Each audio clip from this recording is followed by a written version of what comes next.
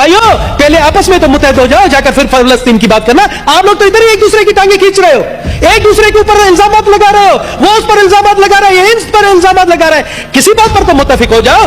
जनाब आला, इसराइल की बर्बरियत है, वहां 31,000 से जायद फलस्तीनी शहीद हुए हैं, जिनमें मासूम बच्चे भी हैं। वो खुराक के लिए तड़प रहे हैं, वो पानी के लिए तड़प रहे हैं, और हम सिर्फ यहां पर करारदादों पर करारदादे ला रहे हैं, अमली तौर पर कोई काम नहीं कर रहे। जनाब चेयरमैन, आज मुश्ताक साहब, मैं बैठा हुआ था, मैं भी कुरान शरीफ का मुताला करता हूं कभी कभार। आज मुझे एक आयत मेरे सामने आई, अचानक आई।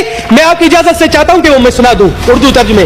जनाब आला, सूरह नंबर 4 आयत नंबर 75, वहां कहता है, और ए मुसलमानों, तुम्हारे पास क्या जवाज है कि अल्लाह के रास्ते में और इन बेबस मर्दों, औरतों और बच्चों की खातिर ना लड़ो, जो ये दुआ कर रहे हैं कि हमारे परवरदिगार हमें इस बस्ती से निकाल लाइए जिसके बाशिंदे जुल्म तोड़ रहे हैं, और हमारे लिए अपनी तरफ से कोई हामी पैदा कर दीजिए, हामी पैदा कर दीजिए, और हमारे लिए अपनी तरफ से कोई मददगार खड़ा कर दीजिए।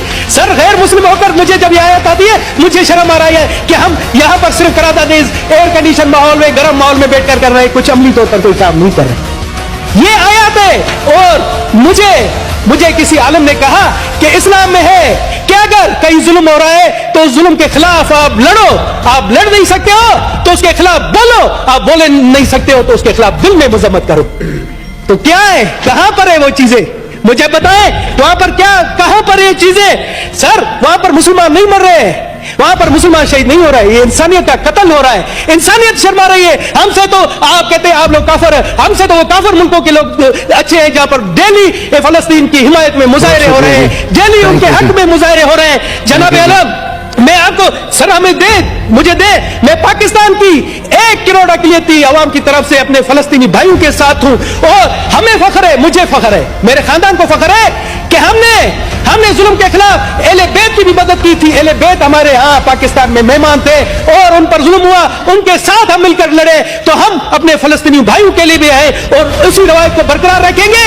यहाँ पर आप आए, सबसे पहले हम कोशिश करें कि जंग बंदी हो, वहां ये जो मासूमों का कत्ल है वो रुके, उसके लिए अमली इक़दाम उठाए। आप मुझे गए वक्त बनाए, हम दुनिया में जाते हैं, दुनिया को कहते हैं कि जी वहां पर सबसे पहला काम कर दीजिए, खुदा रहा जंग बंदी करा दीजिए।